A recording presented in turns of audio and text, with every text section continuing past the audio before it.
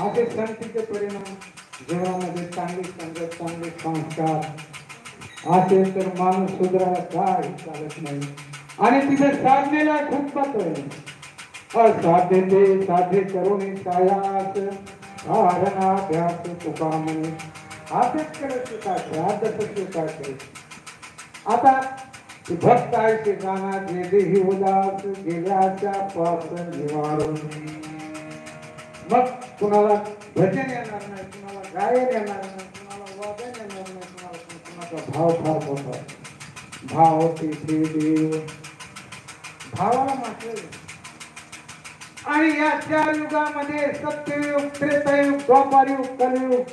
सत्ययुगामध्ये देवाचं देव प्राप्त करून घेण्यासाठी त्यावेळेस यज्ञ या मोठे मोठे यज्ञ करावं लागत होते सत्ययुगामध्ये. आणि आज यज्ञ करावं लागायचे की हत्तीच्या तोंडा एवढं तुपाची धार त्या यज्ञामध्ये.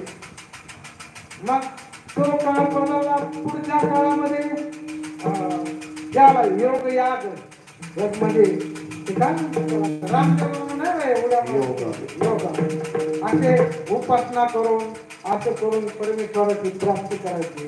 पुढे द्वापारयुगामध्ये तेच होत ना होम हवन.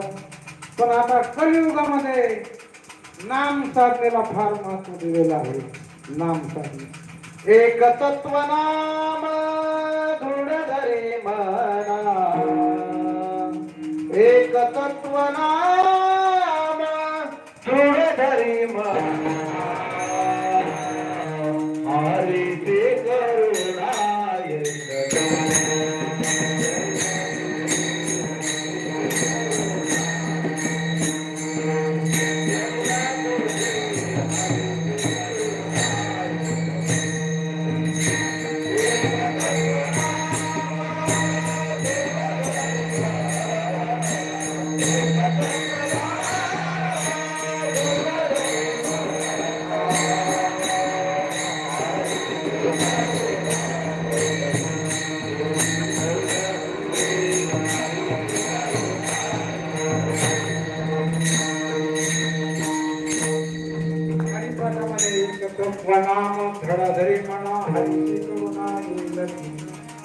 आपण रोज हरिपाठ म्हणतो.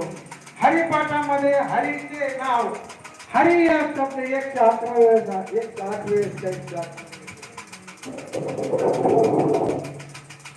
हरी हरी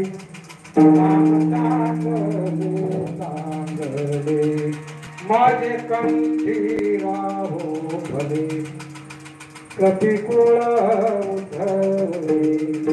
मुक्त केले राक्षसा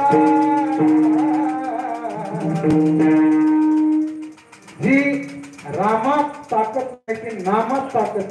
असं ज्यावेळेस सेतू बंधनाचं काम चालू होतं मग त्यावेळेस मारुतीला दगड घेऊन टाकीत पाण्यात स्वतः रामाने सुद्धा दगड टाकलेला मारुती पाहिजे. तो दगड बुडाला आणि मग इकडे मारुतीला आणि मग त्यावेळेस म्हणजे बरोबर लक्षात आलं. मग त्यावेळेस पासून निघले जे रामामध्ये ताकद नाही की नामात ताकद आहे. म्हणून कलियुगामध्ये नाम साधण्याला सगळ्यात महत्व. या रे अरे